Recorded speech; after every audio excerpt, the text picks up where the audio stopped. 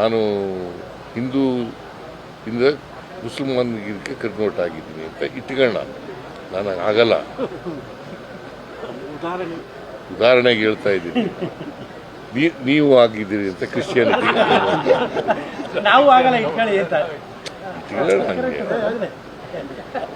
ಉದಾಹರಣೆಗೆ ಹೇಳ್ತಾ ಇರೋದು, ಗೊತ್ತಾಯ್ತಾ?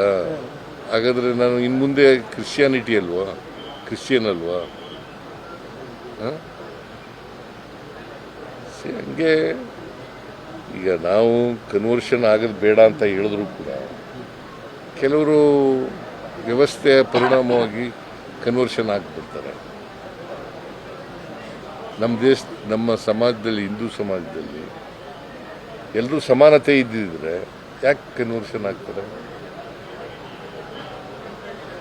ಸಮಾನ ಈಕ್ವಲ್ ಆಪರ್ಚುನಿಟೀಸ್ ಇದ್ದರೆ, ಸಮಾನತೆ ಇದ್ದರೆ ಯಾಕೆ ಅಸ್ಪೃಶ್ಯತೆ ಯಾಕೆ ಬಂತು?